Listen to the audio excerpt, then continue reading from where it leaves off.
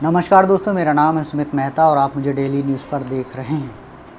2024 में देश की सियासत ने कई बड़े बदलाव देखे हैं। दो ऐसे बड़े नेता जिन्हें सत्ता दल कुछ भी नहीं समझता था, इन दो बड़े नेताओं ने बीजेपी की परेशानी बढ़ा दी है 2024 के लोकसभा चुनाव के बाद। पहले बड़े नेता हैं उत्तर प्रदेश के पूर्व मुख्यमंत्री, समाजवादी पार्टी के राष्ट्रीय अध्यक्ष अखिलेश यादव, जो लगातार 2014 से उनकी अगुवाई में पार्टी खराब प्रदर्शन कर रही थी। 2014 के लोकसभा चुनाव, 17 के विधानसभा चुनाव हारी पार्टी, 19 में पार्टी हारी, लेकिन 22 में पार्टी ने प्रदर्शन शानदार किया। लेकिन इस बात को मीडिया ने कहीं भी हाईलाइट नहीं किया। लेकिन 2024 में जब समाजवादी पार्टी ने बेहतर प्रदर्शन किया तो अखिलेश यादव अब सिर्फ उत्तर प्रदेश के नेता नहीं रहे, वो देश के बड़े नेताओं में उनकी गिनती शुरू हो चुकी है। इसके अलावा राहुल गांधी को भी लगातार इग्नोर किया जा रहा था। राहुल गांधी को तो सत्ता दल के नेता समर्थक मानते नहीं थे कि वो नेता हैं। अमेठी का चुनाव 2019 में क्या हारे राहुल गांधी, उन्हें हर तरफ आलोचना का सामना करना पड़ा। लेकिन मौजूदा समय में जो राजनीति राहुल गांधी कर रहे हैं, जिस तरह लोगों से मिल रहे हैं और जो भी वो दांव चल रहे हैं, वो सत्ता दल पर भारी पड़ा रहा है। और यही वजह है कि अब सत्ता दल के ही कई नेता और पूर्व सांसद राहुल गांधी के काम की और उनके पैटर्न जो काम करने का बना है और जो वो दाव चल रहे हैं उसकी तारीफ़ हो रही है। एक ऐसे ही बड़े नेता की जल्द बड़ी वापसी हो सकती है जो कि 2012 से उनके ख़राब दिन चल रहे हैं। उत्तर प्रदेश की सियासत में 2012 से ही मायावती के दिन ख़राब चल रहे हैं। मायावती 2012 में विधानसभा चुनाव हारी, सत्ता से बाहर हुई। उसके बाद लगातार वो चुनाव हार रही। 2014 में भी, 17 में भी, 19 में भी, 22 में भी और 24 के चुनाव में भी वो हारी हैं। पार्टी लगातार ख़राब प्रदर्शन कर रही है। सिर्फ उत्तर प्रदेश में ही बसपा जो है वो ठीक से काम नहीं कर रही ज़मीन पर, बल्कि ये देखने को मिला है कि अन्य राज्यों में बसपा ज़मीन पर काफ़ी काम कर रही है। इस बीच राहुल गांधी और अखिलेश यादव के एक साथ आने से बीजेपी की टेंशन बढ़ गई है। उत्तर प्रदेश में वोट बैंक को लेकर जो राजनीति शुरू हुई है 2024 में, उसने बीजेपी की टेंशन बढ़ा दी है। 2022 में तो देखने को मिला था कि बीजेपी को नुकसान हुआ था उत्तर प्रदेश में करीब 50 से ज़्यादा सीटों का। लेकिन 27 के विधानसभा चुनाव में अखिलेश और राहुल गांधी की जोड़ी जो है वो काफ़ी नुकसान पहुंचा सकती है, जिसे देखते हुए अब ये माना जा रहा है कि मायावती की अब एक धमाकेदार एंट्री हो सकती है।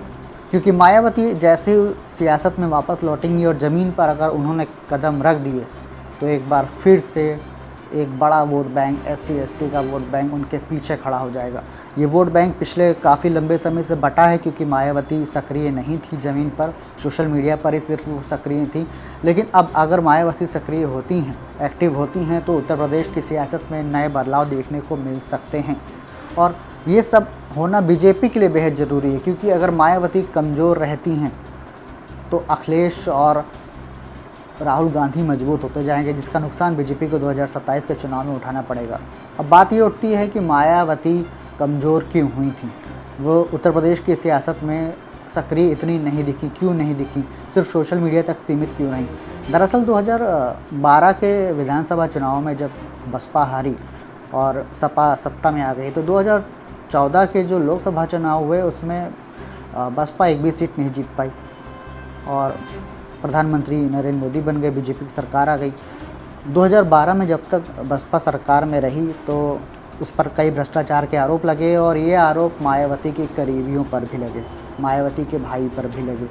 इसे लेकर जांचें भी शुरू हुई और कहा जाता है यही वजह है कि उत्तर प्रदेश की सियासत से मायावती लगातार दूरी बनाती गई और ये दूरी इतनी बढ़ गई कि इसका फ़ायदा तो शुरुआत में बीजेपी को मिला, क्योंकि मायावती का वोट और अखिलेश यादव का वोट जो था, OBC और SC ST का वोट जो था वो बीजेपी के खाते में जा रहा था। 2014 में भी गया, 17 में भी गया, 19 में भी गया।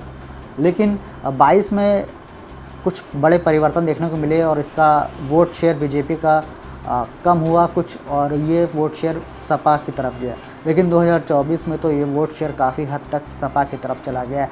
इसीलिए कहीं ना कहीं अब बहुत ज़रूरी हो गया है देश की राजनीति के लिए, और बीजेपी को भी अब जो है एक साथ की ज़रूरत है उत्तर प्रदेश में। जैसे राहुल गांधी और साथ आ गए हैं राहुल गांधी और अखिलेश यादव, वैसे आने वाले समय में हो सकता है कि मायावती भी बीजेपी के साथ दिखें।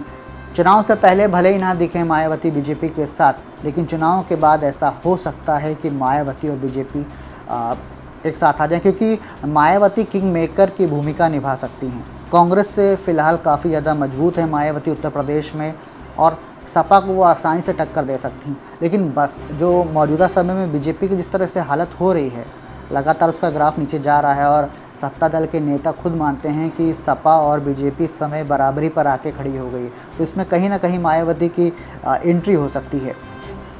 नरेंद्र मोदी तीसरी बार देश के प्रधानमंत्री 2024 में बने हैं, लेकिन पिछले 2 बार जब वो प्रधानमंत्री बने थे, जिस तरह से वो उनके तेवर थे वैसे तेवर दिख नहीं रहे हैं।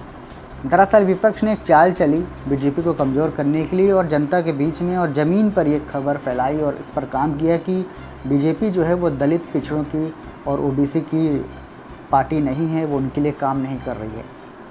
इसे लेकर तरह तरह की अफवाहें फैलाई गई। कहा गया कि आरक्षण ख़त्म हो जाएगा, कहा गया है कि आरक्षण को ख़त्म करने के लिए पार्टी काम कर रही है, चुनाव नहीं होंगे, और भी कई तरह की जो है बातें फैलाई गई, जिसका नुकसान दिखा। उत्तर प्रदेश में शिक्षक भर्ती को लेकर भी एक विवाद चल रहा था, ओबीसी शिक्षक भर्ती को लेकर, और इसका पिछले दिनों कोर्ट में फैसला आया है। और पिछले लंबे समय से ओबीसी के जो अभ्यर्थी थे वो लखनऊ में प्रदर्शन कर रहे थे। अब इसका जो है फैसला आ गया, इसका भी नुकसान जो है वो सरकार को उठाना पड़ा है, यानी कि उत्तर प्रदेश में बीजेपी को उठाना पड़ा है। और यही वजह है कि ऐसी छोटी छोटी वजह है कि बीजेपी को नुकसान उठाना पड़ा है, और यही वजह है कि अब मायावती की यहाँ पर एंट्री हो सकती है, ऐसी उम्मीद जताई जा रही है। मायावती की अगर एंट्री होती है तो उत्तर प्रदेश की सियासत में नया भूचाल आएगा। ख़ास बात यह है कि मायावती जो हैं उत्तर प्रदेश में होने वाले उपचुनाव जो कि 10 सीटों पर होना है, उसमें वो उनकी पार्टी लड़ रही है, एक बार फिर से वो सक्रिय हो गई हैं।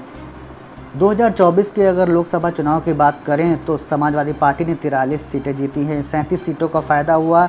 और 2019 में जहां पार्टी को 24.47% वोट मिले थे, वहीं 2024 में 43.52% वोट मिले हैं। 19.05% वोट बढ़ा है समाजवादी पार्टी का। इसके अलावा बीजेपी का 36 सीटें मिली हैं, 30 सीटों का नुकसान हुआ है, 43.31 सीटें मिली हैं, और 9.57% वोट गिरा है। जबकि 2019 में 52% से ज़्यादा वोट मिले थे, करीब 53% वोट मिले थे। राजनीति के जानकारों का यही कहना है कि आरक्षण को लेकर जिस तरह की पिछले दिनों माहौल बना है उत्तर प्रदेश और देश में, इस माहौल में बीजेपी फंसती हुई नज़र आ रही है। सुप्रीम कोर्ट ने कहा था कि अब जो है SC/ST का जो आरक्षण है उसमें भी कोटा लागू किया जाए। इसके लेकर पिछले दिनों विपक्ष ने जिस तरह से चक्रव्यूह रचा है बीजेपी के खिलाफ, और बीजेपी बैकफुट पर है, कई फैसलों को लेकर बीजेपी लगातार बैकफुट पर है, और कहा जा रहा है कि आरक्षण के मुद्दे पर बीजेपी फंसी हुई है। और अगर मायावती की एंट्री यहाँ पर होती, मायावती काफ़ी बड़ी नेता हैं और उन्हें काफ़ी लोग फॉलो करते हैं, उनका एक बड़ा वोट बैंक है, और मायावती की बात लोग सुनते हैं। दूसरे नेताओं की भले बातों पर ध्यान ना दे, लेकिन मायावती की बातों पर लोग ध्यान देते हैं। यही वजह है कि कहा जा रहा है कि 12 साल बाद, यानी 2012 के बाद 2024 में मायावती की जो भूमिका रहने वाली है 2027 के विधानसभा चुनाव को लेकर, वो काफ़ी अहम हो जाती है।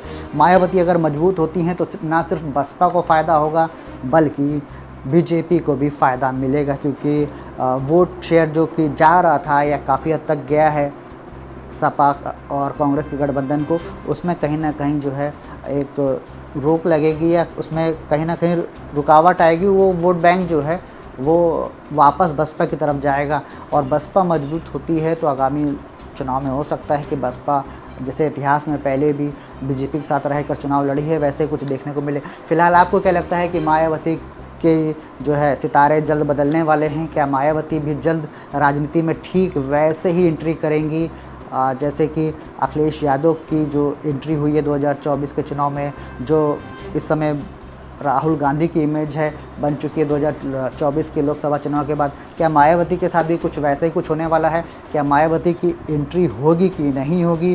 कि मायावती की एंट्री से क्या सपा कांग्रेस को नुकसान होगा और बीजेपी को फ़ायदा होगा कि नहीं होगा?